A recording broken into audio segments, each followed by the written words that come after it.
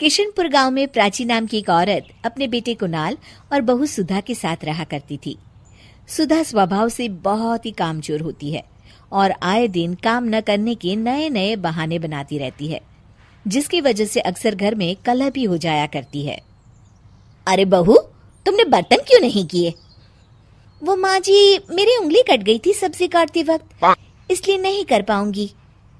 तो क्या हुआ, बर्तन तो कर ही सकती हो। नहीं ना माँ जी, सर्फ लगने से कटे हुए भाग में दर्द हो जाएगा। आज के लिए बर्तन आप ही कर लीजिए। इस तरह से सुधा रोज काम ना करने के नए नए बहाने ढूंढ ही लेती है। सुधा कुणाल के आते ही काम करने का दिखावा करती और उसके जाते ही वापस से नया नाटक करती। माँ, मुझे ऑफिस जाने में देरी हो रही है, अब जल्दी से नाश्ता दे दो। जी, आप माँ जी को क्यों बुला रहे हैं? मैं अभी आपके लिए आलू के पराठे बना देती हूँ। अरे वाह सुधा, जब से तुम आई हो माँ को कितना आराम मिल गया है। तुम सच में बहुत अच्छी बहू हो। प्राची सुधा की इस आदत से बहुत ही परेशान होती है, मगर वो कुछ भी नहीं कर पाती। इधर सुधा काम न करने का रोज एक नया बहाना ढूंढ लेती। अब कोई ऐसा बहाना बनाऊंगी जिससे माँ जी की चिकचिकी खत्म हो जाए और वो मुझे काम के लिए बोलना ही छोड़ दे। सुधा रसोई में जोर जोर से चिल्लाने का नाटक करती है और प्राची भागी भागी उसके पास आती है। क्या हुआ बहू? पता नहीं क्या हुआ माँ जी, अचानक आंखों में कुछ चला गया, दिखाई नहीं दे रहा मुझे।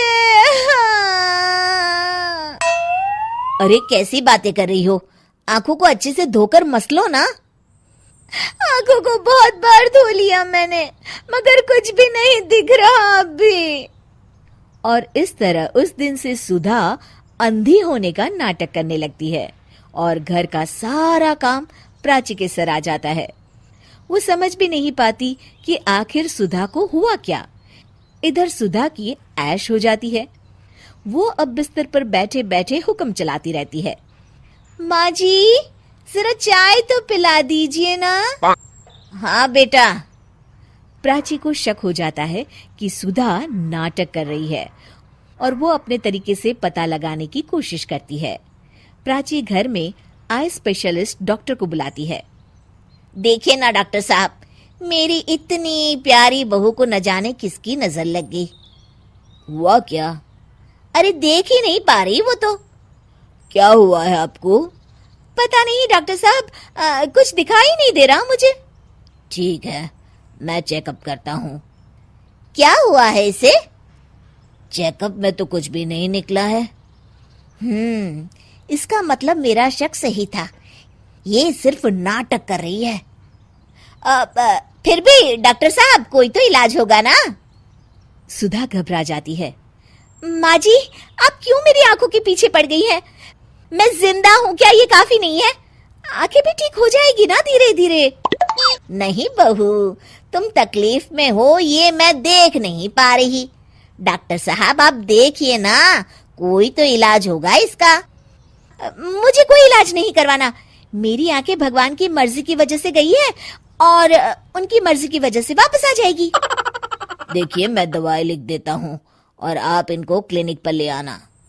डॉक्टर तो चला जाता है, मगर सुधा अपने बिस्तर से टस की मस नहीं होती और अगले कुछ दिन भी प्राची को ही काम करते रहना पड़ता है। पानी सर के ऊपर से गुजर गया है, ये ऐसे नहीं सुधरने वाली। कुछ दिनों बाद प्राची कुछ काम से घर से बाहर गई होती है।